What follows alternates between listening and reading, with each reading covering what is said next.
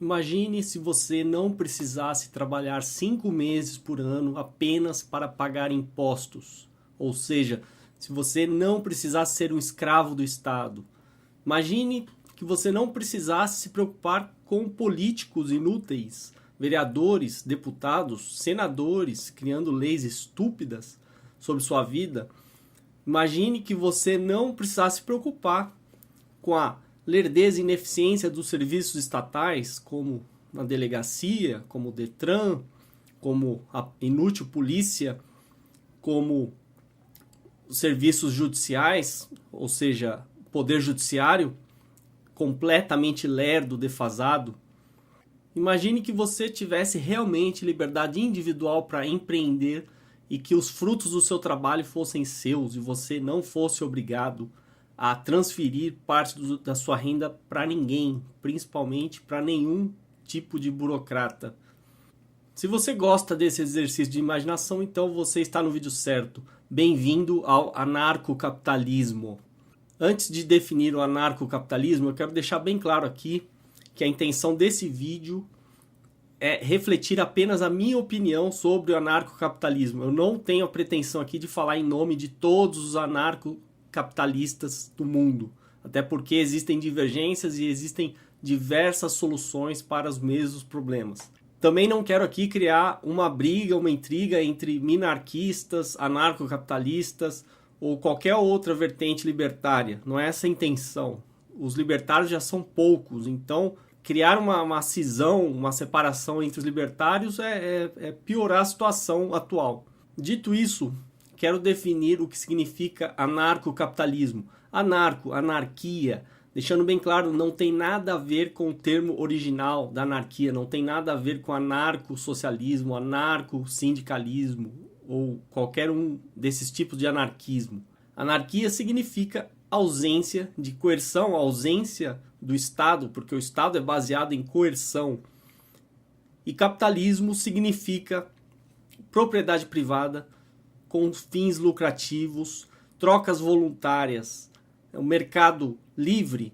A gente poderia também chamar de liberalismo, seria um termo melhor, já que capitalismo se tornou um termo pejorativo. Mas eu vou usar capitalismo para facilitar. Primeiro, só para refrescar a memória, eu tinha feito aquele vídeo sobre o princípio da não agressão, que diz que é ilegítimo agredir não agressores, ou seja, o que significa agredir alguém?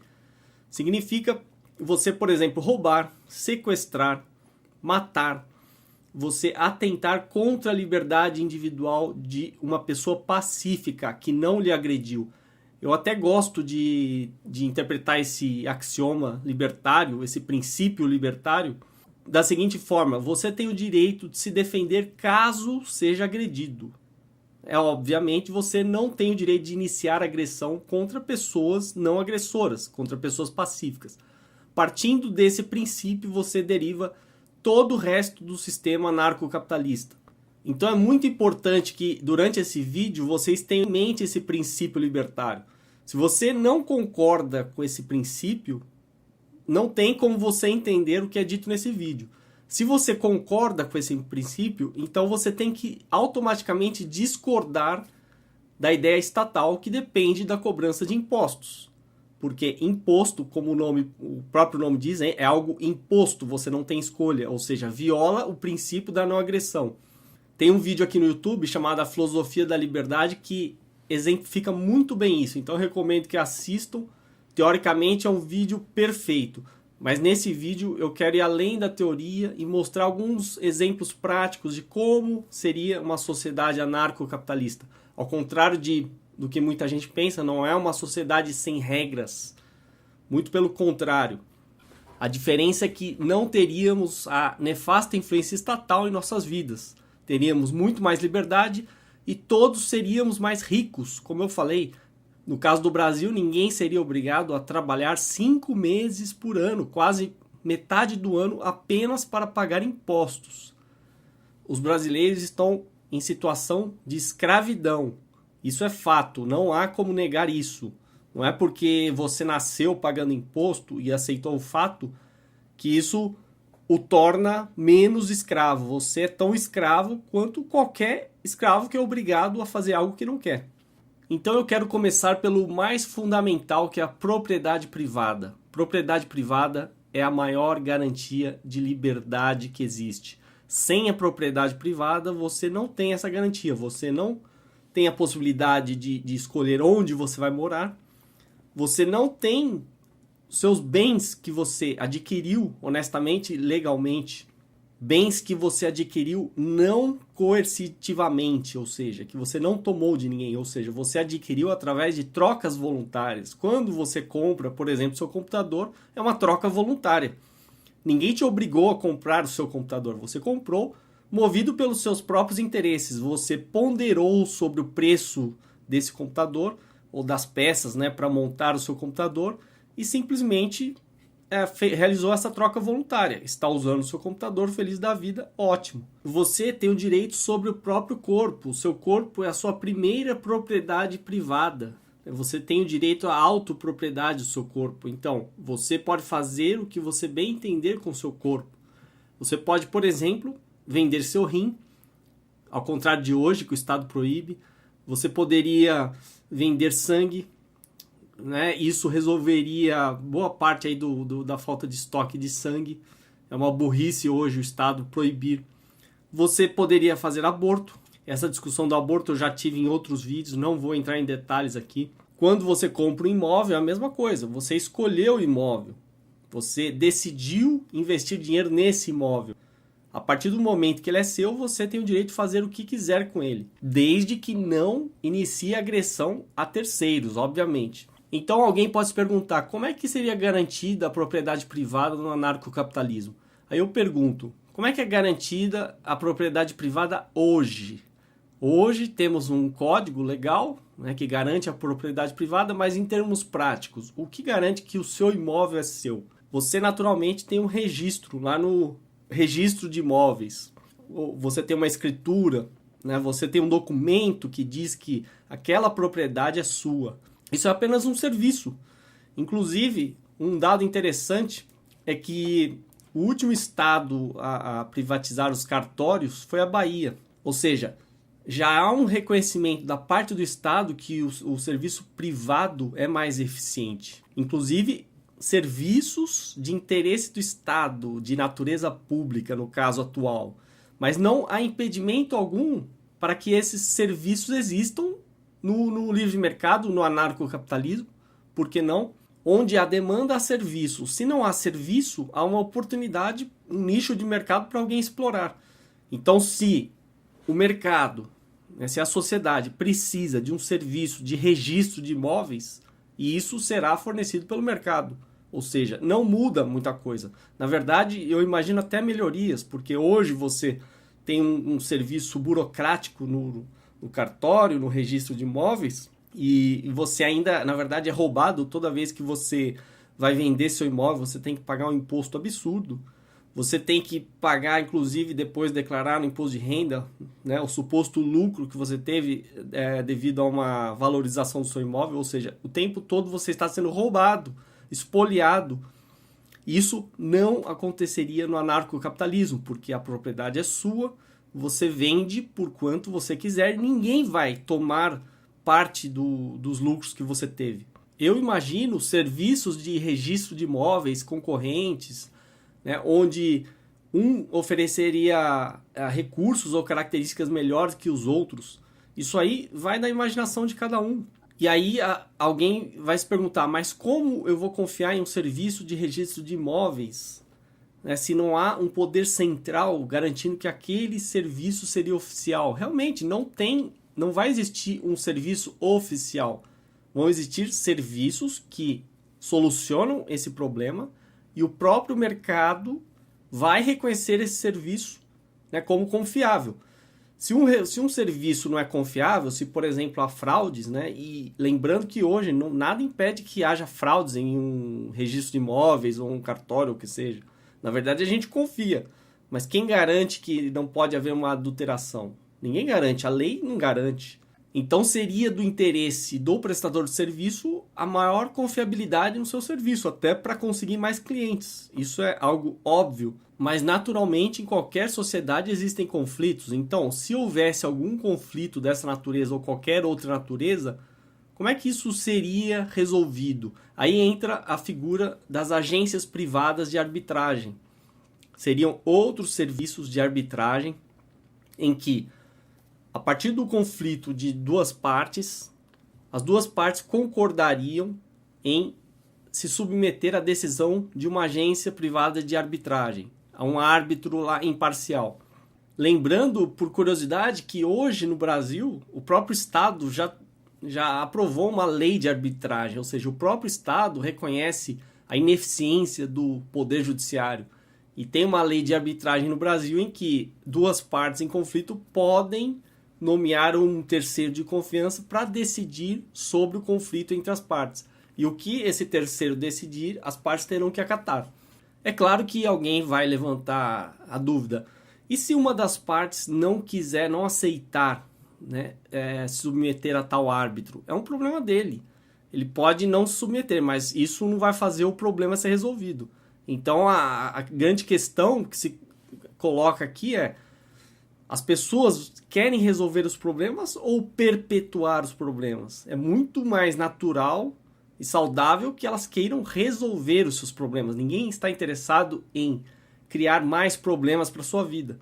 Só que a grande vantagem da arbitragem, na minha opinião, é porque as duas partes concordam com a decisão de um árbitro que as duas escolhem. É totalmente diferente de hoje você entrar com um processo na justiça, né, que mesmo a justiça vai tentar uma conciliação antes, mas muitas vezes não tem essa conciliação, e esse processo vai ser atribuído a um juiz natural, qualquer, que você não escolhe. Ou seja, você vai ter que aceitar na marra a decisão desse juiz, baseado em leis também que nem sempre você vai concordar. Eu não estou dizendo que a agência de arbitragem ela vai tomar decisões para agradar as pessoas. Ela tem a obrigação de ser o mais imparcial possível. Porque se ela não for imparcial, vai cair em descrédito, vai perder clientes para outras agências de arbitragem. É engraçado que os críticos do anarcocapitalismo, eles sempre pensam na pior hipótese possível, ou seja, diante de um conflito, as pessoas vão agir como animais e se matarem, quando na verdade não tem absolutamente nada a ver com isso. É como se as pessoas não conhecessem a natureza humana. O mercado ele só pode existir em um ambiente pacífico, ele não pode existir em uma zona de guerra. Então, a quem interessa começar mais e mais conflitos? Pelo contrário, como a Ayn Rand já dizia, o estatismo, sim, é um ambiente violento, é um ambiente coercitivo, é um ambiente que tira dinheiro das pessoas, que impõe regras e leis que nem sempre elas concordam. Ao contrário, o anarcocapitalismo seria um ambiente que iria promover muito mais a paz, né, e a resolução de conflitos de forma inteligente do que simplesmente usar o poder, a força estatal para impor a vontade do Estado. Isso não quer dizer que não existiriam conflitos. É claro que existiriam e é claro que os conflitos poderiam não ser resolvidos da melhor maneira. Mas eu lhes garanto que a possibilidade de resolução de conflitos seria muito maior nesse ambiente. Porque em um ambiente que não existe coerção, em que as pessoas não estão submetidas a podemos dizer, a maior agência que é o Estado hoje, que de fato detém o monopólio não só do território, como das regras e de todos os aspectos da sua vida, com certeza elas teriam muito mais liberdade para achar soluções e alternativas viáveis, que hoje, por exemplo, a lei não permite. Só lembrando que a Ayn Rand não era anarcocapitalista. Eu só a cito porque, de fato, eu bebo de diversas fontes e muitas das suas ideias eu concordo. E isso vai nos levar a outro ponto, que é a moeda. Em um ambiente sem Estado, sem Banco Central, quem iria decidir como seria a moeda? Lembrando que, por exemplo, o Banco Central é completamente inútil, desnecessário. Veja o caso do Panamá, que não tem Banco Central e ninguém lá está sentindo falta do Banco Central. Muita gente reclama contra monopólios, mas se esquece que o maior monopolista, inclusive em relação à moeda, é o Estado. Só ele pode emitir moeda. Ele decide que tipo de moeda, que valor vai ter, e ele interfere na economia de tal forma que gera essa situação grotesca. No caso do anarcocapitalismo, sem Estado, sem Banco Central, nós poderíamos ter os bancos emitindo as próprias moedas. E aí eu cito o livro do Nobel em Economia Friedrich von Hayek, A Desestatização do Dinheiro, vale a pena ler, onde ele propôs uma solução para termos várias moedas concorrendo no mercado. Por exemplo, vamos supor que um banco tivesse um tipo de moeda e ele garantisse lá uma quantidade razoável dessa moeda. É claro, ele não poderia emitir de forma desenfreada essa moeda, como faz hoje o governo, né, gerando inflação. E aí caberia a cada banco decidir se quer ou não atrelar a um padrão, por exemplo, um padrão ouro, resgatável em ouro. E essas moedas iriam concorrer no mercado, ou seja, o próprio mercado iria decidir qual o melhor tipo de moeda a ser usado. Não tem problema nenhum, você não precisa ficar preso a uma única moeda como é hoje, o real. Você teria várias opções e você teria mais liberdade para escolher. E é claro que o mercado também iria tender a privilegiar a moeda mais estável, né? A moeda que tivesse maior poder de compra, etc. Eu tenho certeza que vão aparecer críticos dizendo que o livre mercado vai propiciar a aparição de monopólios. Eles se esquecem que o governo, né, e o Estado, de forma geral, é o maior monopólio que existe. Detém monopólio sobre segurança, monopólio sobre território. No Brasil, temos monopólio até sobre os recursos naturais. Tem até uma reportagem aí de um fóssil encontrado que a Polícia Federal apreendeu, porque isso seria da União. Então eu deixo aqui 2 artigos. Um excelente do Rodrigo Constantino, O Direito de Formar Cartéis, né, explicando por que cartel não é um problema. É uma cooperação. E por que o esquema de cartel, na verdade, no livre mercado seria bastante instável. Né, porque uma empresa mais eficiente participaria de um cartel, já que ela está produzindo mais em prol das outras, né? Para que fazer isso? E um outro artigo excelente que destrói esse argumento dos monopólios, o mito do monopólio natural. Então, quem tem interesse tem que ler esses artigos. E também é bom já destruir esses argumentos de professores de história que gostam de apontar a depressão de 29. Por favor, assista esse vídeo aí, os 3 maiores mitos sobre a Grande Depressão e o New Deal. Agora, o principal ponto para o anarcocapitalismo seria justamente a vantagem para o consumidor. Veja, por exemplo, essa notícia. Lula deixa carro elétrico só na promessa, em 2010, né, que ele foi falar isso, no último ano do seu mandato. E eles estão pensando em ter carro elétrico aqui até 2013, ou seja, o Brasil, como sempre, atrasado. No anarcocapitalismo, a gente já poderia ter carro a hidrogênio, carro a ar comprimido, e carros elétricos já teríamos com toda certeza, né? Muito mais baratos, sem impostos, carros muito melhores. Outra coisa engraçada, essa notícia também de 2010, o governo quer internet de 100 megabits até 2022, ou seja, uma velocidade que hoje no mundo já é considerada lenta, né? Ou quase obsoleta. O governo do Lula, né, em 2010 queria para 2022, então tudo que depende do Estado, do governo, vai demorar para chegar. Porque é ele próprio que coloca esses obstáculos. Já era para o Brasil ter uma internet de altíssima velocidade. Não fosse o governo atrapalhar o mercado. Isso porque eu só citei 2 exemplos. Eu poderia citar inúmeros exemplos de produtos que interessam a você como consumidor, que você já poderia ter com melhor qualidade e mais barato. Outro ponto interessante, um dos mais interessantes do anarcocapitalismo, seria em relação às ruas. Hoje, todo mundo sabe que as ruas são públicas, qualquer um pode circular por qualquer rua. As ruas, na verdade, são um monopólio estatal. Supostamente, no Brasil, as prefeituras têm a responsabilidade de manter as ruas. E a gente sabe que elas não fazem isso.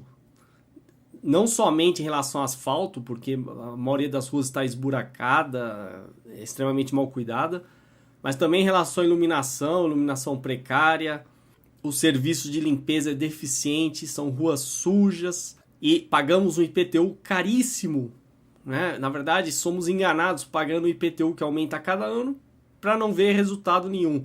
Lembrando, o simples pagamento do IPTU já é um absurdo, porque é coercitivo. Mesmo que você cite, por exemplo, países como o Canadá ou outros lugares em que as ruas supostamente sejam boas, isso não justifica o caráter coercitivo do imposto que é cobrado.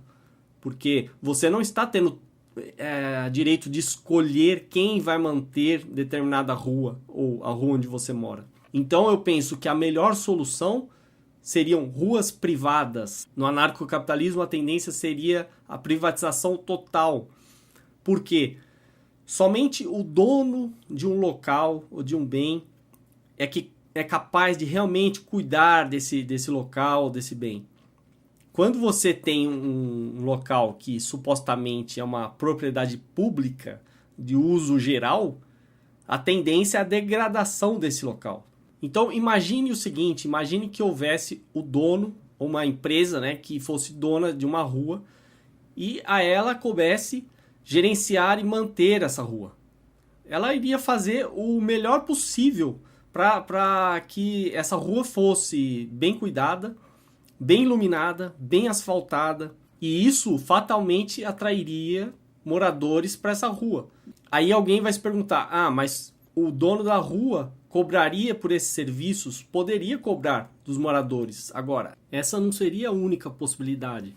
Os moradores poderiam realmente fazer um contrato com o dono da rua, né, para que o sistema fosse sustentável, ou então simplesmente os moradores teriam direito, livre acesso a essa rua, e o dono da rua ganharia, lucraria com pessoas não residentes da rua, ou seja, os que passassem pela rua.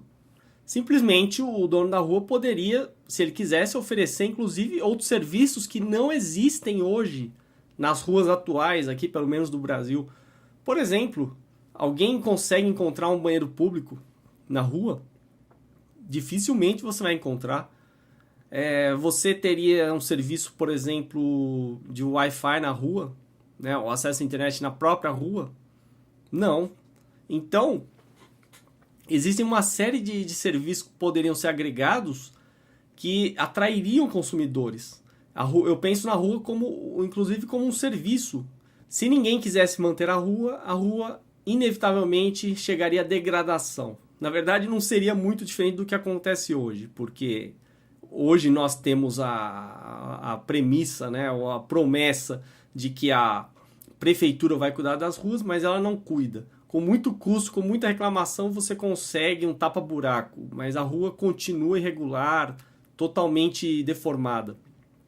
Então, a melhor solução continuaria sendo ruas privadas. É claro que alguém pode pensar em um caso mais básico, onde a rua seria propriedade comum, só que isso, você tem que analisar as enormes desvantagens disso.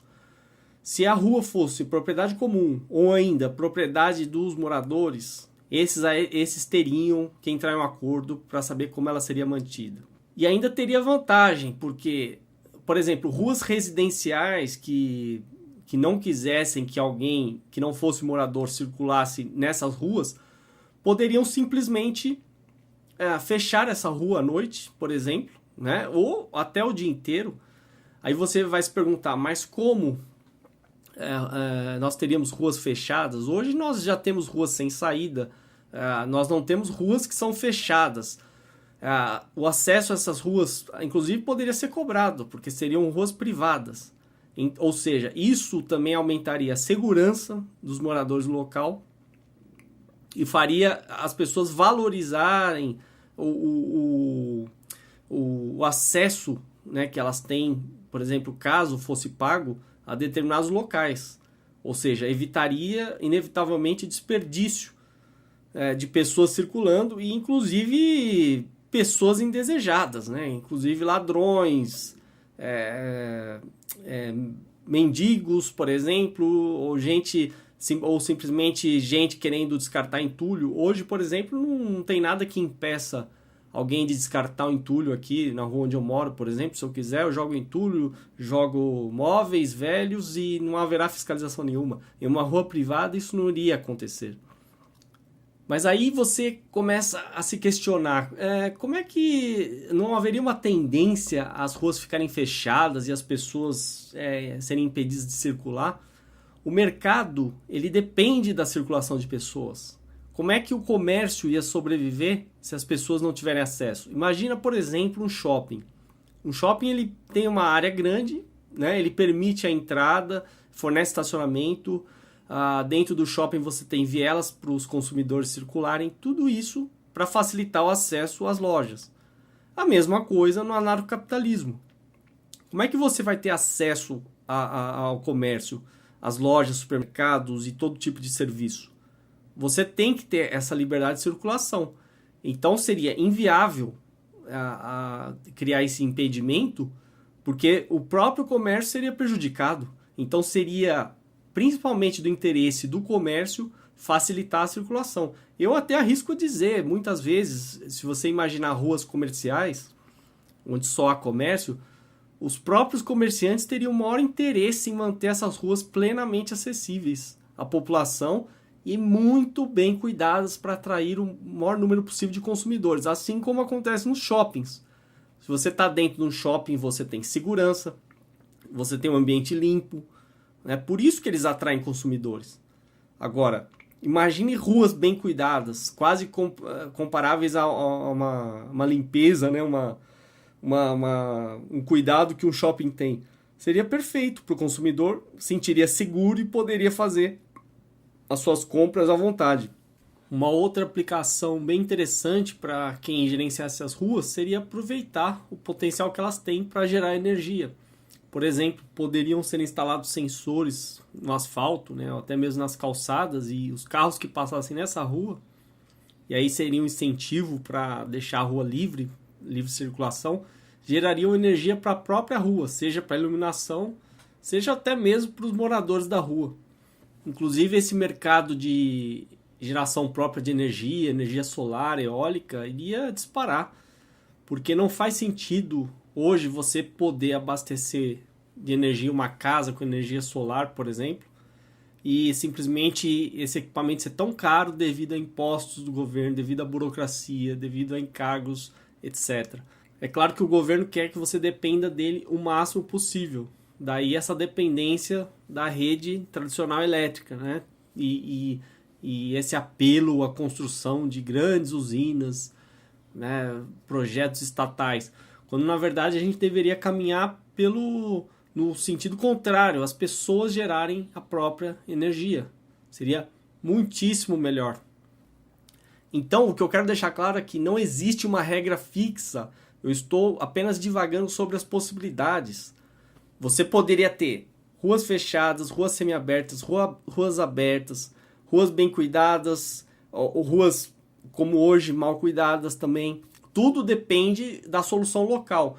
O que eu estou tentando dizer aqui é que as soluções locais são muito infinitamente melhores do que as soluções, digamos, globais ou nacionais ou federais, como acontece hoje. Alguém poderia se perguntar, mas se a rua é privada, como é que seriam as regras de trânsito? Hoje, por exemplo, você tem o Código Brasileiro de Trânsito, que aplica uma regra para o país inteiro. É uma burrice. Em vez de procurar soluções locais em cada cidade, em cada bairro, não. Ele aplica uma regra fixa. O que impede, por exemplo, alguém de criar um semáforo que seja ao contrário? O verde seria pare e o vermelho prossiga.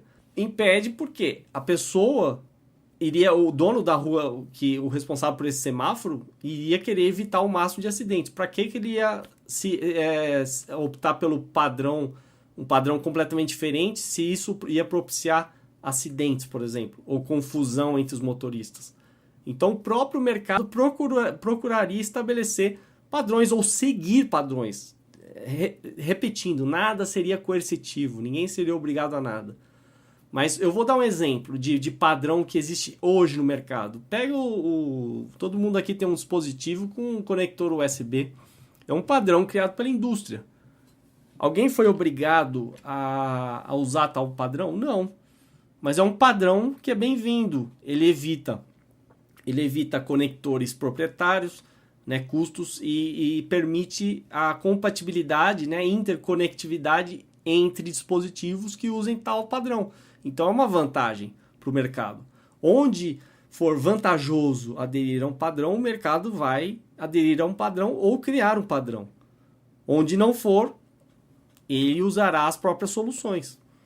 E hoje, com toda a burocracia, com toda a lei, né? Por exemplo, esse Código de Brasileiro de Trânsito, você não consegue ter um trânsito minimamente aceitável. Ou seja, você tem um aparato burocrático estatal pesado em cima do trânsito e ainda assim ele não funciona. Por quê? Porque ele está desrespeitando as diferenças locais. Porque simplesmente as ruas são públicas, todo mundo faz o que quer. Se você espera que o Estado fiscalize alguma coisa, ele não vai conseguir nunca. Porque não há como o Estado fiscalizar todo o território do qual ele detém monopólio. Então é uma extrema burrice. Seria muito melhor ter ruas privadas com regras locais privadas e fiscalização local. Seria milhões de vezes mais eficiente do que você imaginar que o Estado seja onisciente, onipresente e possa controlar tudo e todos. E é engraçado que esses dias, por exemplo, eu cheguei a ver um vídeo, salvo engano, da Nova Zelândia, que comparou a situação do trânsito, onde o semáforo estragou e o semáforo funcionando. À direita aí vocês veem que o semáforo está funcionando e há muito mais congestionamento. Então, imagine, até isso seria possível. Ruas sem semáforos, onde realmente não tem vantagem em haver semáforo. É claro, alguns trechos, né, são necessários semáforos, sim. Aí realmente haveria, mas em alguns trechos não são. E não há problema algum nisso. Aquele outro vídeo da Índia, onde um trecho não há semáforo algum e o trânsito flui normalmente, pessoas, carros, animais, enfim. Imagine se fosse colocado um semáforo ali, o desastre que seria. Eu não estou dizendo aqui que seria uma regra não ter semáforo. Eu estou dizendo que nos locais que seria vantagem ter semáforo, teria semáforo. Nos locais que seria desvantagem, não teria. E se alguém inventar uma outra solução, ótimo, que se aplique. Só isso é um modelo muito mais dinâmico do que você ficar esperando que o Congresso Nacional mude o Código de Trânsito Brasileiro para achar a solução perfeita para todos, que nunca vai existir. Toda vez que você cria uma única regra para um país inteiro, você está, de certa forma, agindo de forma burra. Você está ignorando as diferenças regionais e locais de cada situação, né? De cada cidade, de cada bairro, etc. E para quem quiser ir mais a fundo ainda nesse tema, tem um livro somente sobre isso, do Walter Block, Privatization of Roads and Highways. Você pode baixar gratuitamente do Mises.org. Aí eu gostaria também de falar do tema segurança. Quem garantiria a segurança se não haveria polícia, por exemplo? Haveria empresas de segurança, né? Você poderia, inclusive, contratar seguradoras, né? Se acontecesse alguma coisa, você fosse roubado, sua casa fosse invadida, a seguradora, ou seu carro fosse roubado, por exemplo, a seguradora ia fazer um maior esforço para tentar resolver isso. Do contrário, ela teria que lhe pagar. Então, seria muito mais eficiente isso. Não precisaria ser apenas uma seguradora. Você pode contratar uma empresa de segurança para prestar segurança. Só que a vantagem é o seguinte: você não vai trabalhar 5 meses por ano para achar que tem segurança que você não tem. Além do que, não teria impedimento nenhum a você ter uma arma.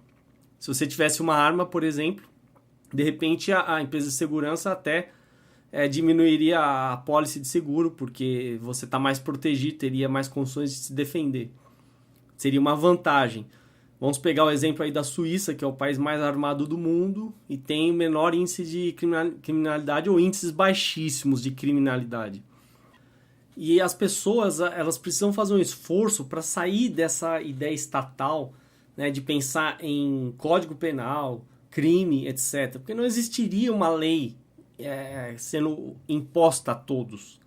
Então, por exemplo, vamos supor que um ladrão entre na sua casa e você mate o ladrão. Existe alguém da parte do ladrão interessado em resolver isso? Se existe, a pessoa tem todo o direito de recorrer a uma agência de arbitragem, né, e convocar você para que seja avaliado se você concorda em um árbitro julgar se você agiu corretamente ou não. Agora, o interessante é o caso da pessoa, como eu falei antes, não aceitar, por exemplo, a decisão de um árbitro. Ora, Uma coisa que eu não falei até agora, que essa sociedade anarcocapitalista, ela seria baseada em contratos. Então, todas as trocas voluntárias que você fizer seriam baseadas em contratos. Esses contratos poderiam exigir uma série de obrigações, né, deveres. Então, por exemplo, a partir do momento que você entra, por exemplo, numa loja, você já estaria concordando tacitamente com o contrato, ainda que não fosse assinado, mas a partir do momento que você entra nessa loja, você está concordando e, por exemplo, não matar ninguém nessa loja. Né? Do contrário, você sofreria uma série de represálias. Então você imagina o seguinte, imagina o sujeito que mata alguém ou que sequestra. Né? Uma das soluções, se ele não quisesse submeter à arbitragem, seria simplesmente ele cair no ostracismo. E aí ele ia se ferrar muito mais do que hoje. Lembrando, no Brasil, temos 50 mil homicídios por ano, 92% não são solucionados. Com sorte, quando acham o autor do homicídio, ele é julgado, né? Ele pode ter uma pena branda lá e logo pode conseguir uma progressão de regime, ou seja, não adianta absolutamente nada. Muitas vezes ele sai de novo e mata de novo. No caso do anarcocapitalismo, seria muito pior para esse sujeito, porque ele poderia cair no ostracismo, não conseguir fazer contratos com mais ninguém. Quem sabe poderia até cair numa lista negra, né? Então a vida dele simplesmente se tornaria inviável. Então seria muito melhor ele se submeter a um árbitro do que viver, né, à margem dos contratos. Ou seja, os contratos promovem segurança. Eles promovem confiança. Então, se você está fazendo uma troca voluntária com alguém ou qualquer parte e estabelecendo um contrato com uma parte que honra os contratos que assina, você tem essa garantia que não vai ter dor de cabeça no futuro. Né? E se tiver, o contrato pode especificar que uma agência de arbitragem vai resolver qualquer conflito entre as partes. E isso tudo é voluntário, não é obrigatório. Aí alguém vai se perguntar, e os direitos do trabalhador? O trabalhador próprio vai negociar com o empregador, né, as condições de trabalho e vai decidir se elas lhe servem ou não. Isso é muitíssimo melhor do que você ter uma legislação trabalhista federal, né, uma CLT, aplicando as mesmas regras para todos os trabalhadores de um país. Ou seja, você adapta cada caso, né, cada solução ali local da melhor forma possível. E alguém pode se perguntar, e existiriam sindicatos? Poderiam existir sindicatos, só que eles não seriam obrigatórios, ou seja, não haveria imposto sindical, ninguém teria que se ajudar a sustentar um sindicato. Quem quisesse o serviço de um sindicato, iria procurar o sindicato. Agora, sinceramente, eu duvido que eles conseguiriam se sustentar no livre mercado. Afinal, se o sindicato fosse uma boa ideia, não precisaria de imposto sindical nem de qualquer método coercitivo para eles se manterem. Aí no caso da saúde, né, a gente tem que desestatizar o nosso pensamento.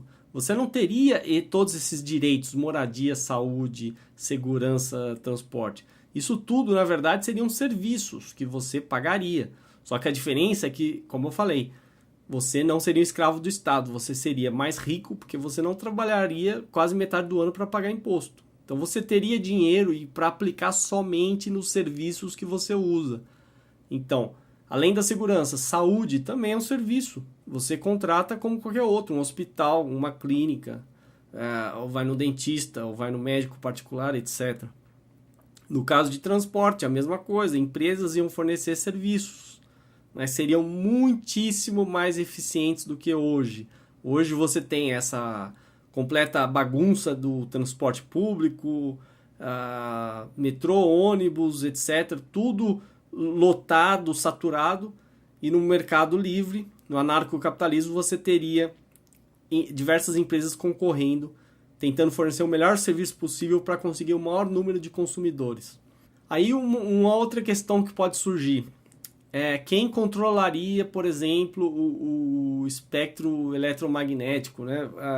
As ondas eletromagnéticas que são usadas. Por exemplo, hoje a Anatel regula que operadora vai usar determinada faixa de frequência. Isso aí o Rothbard já falou também sobre isso, falando que até isso poderia ser propriedade privada, ou seja, hoje você já tem operadoras operando em determinadas faixas de frequência, isso continuaria.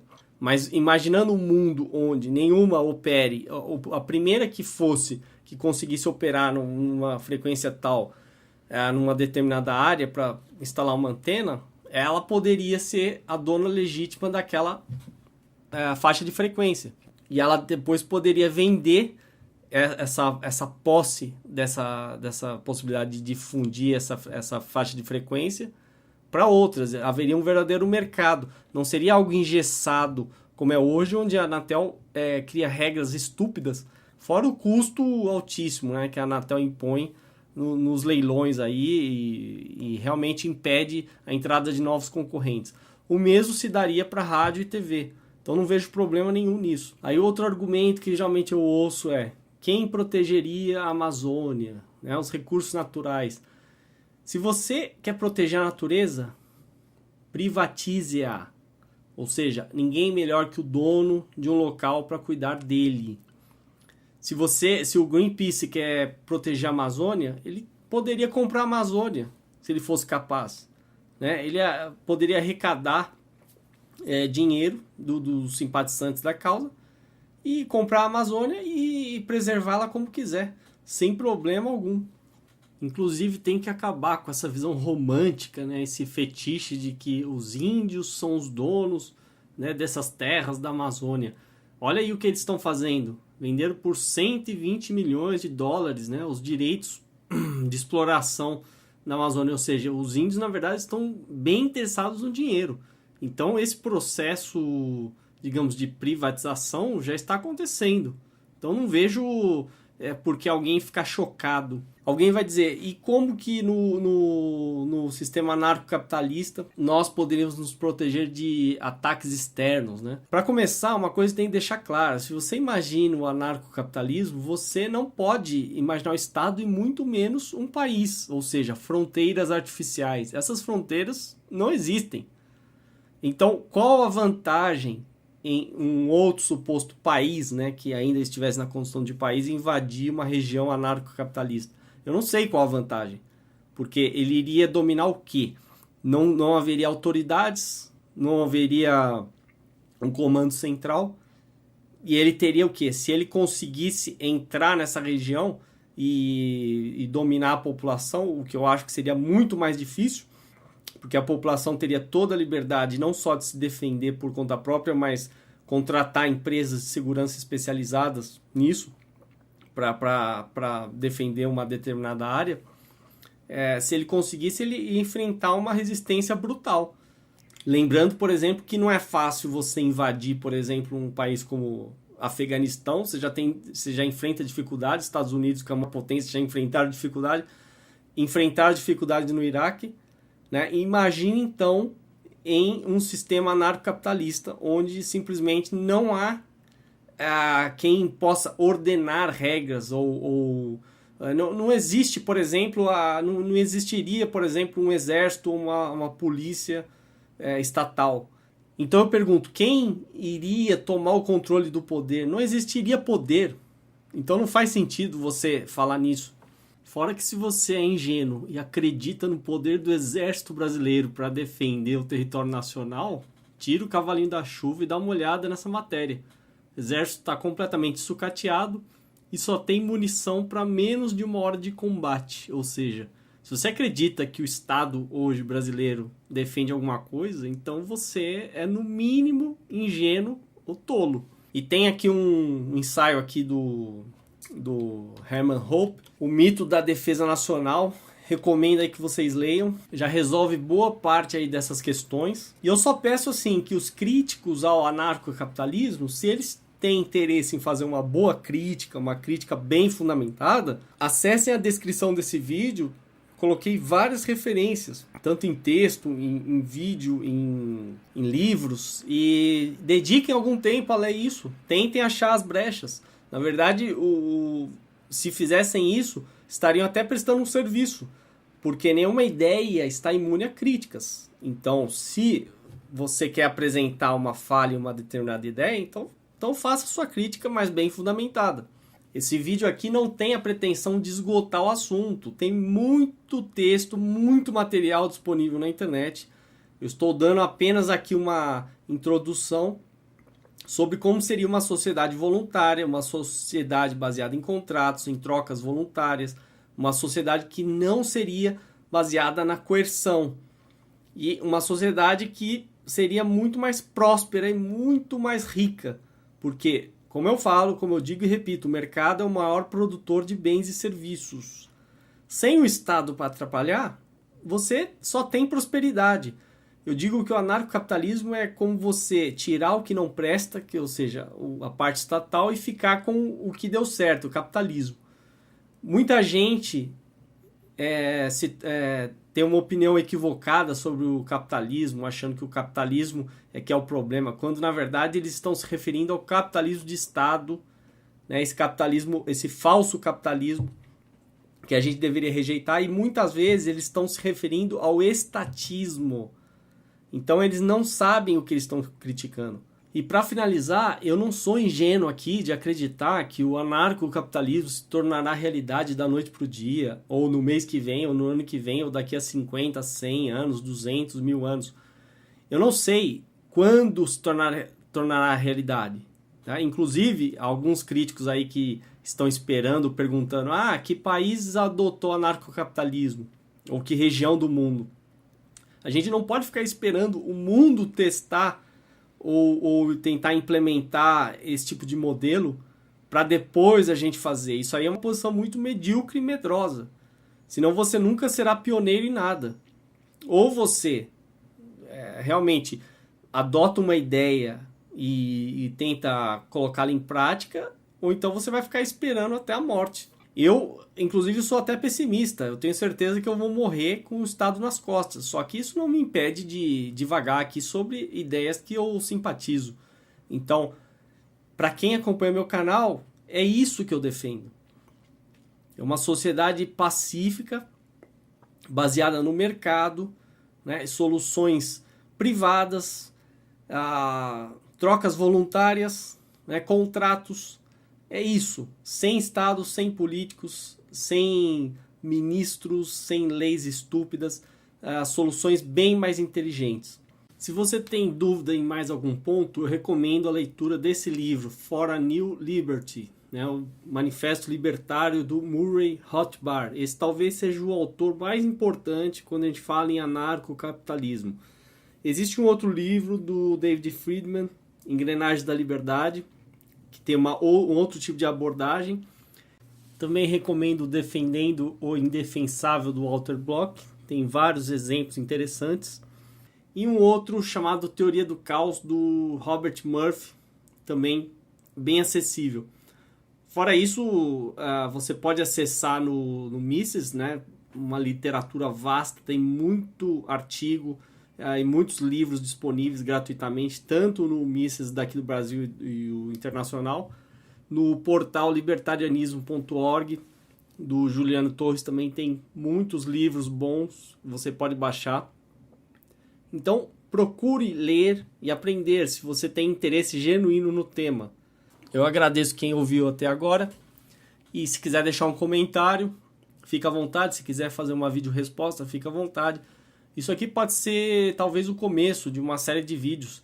Quem sabe eu faça outros aprofundando mais em algum tema específico. E não temam ideias. Tenham interesse pelas ideias. Como o Mises falava, somente ideias superam ideias. Então vamos discutir ideias. Enquanto isso, voltando à realidade, você que ainda não está convencido e defende o Estado, pode se deliciar com o quanto você está pagando para o seu mestre, para o seu senhor, que o tornou escravo do Estado. Trabalhe 5 meses apenas para pagar imposto.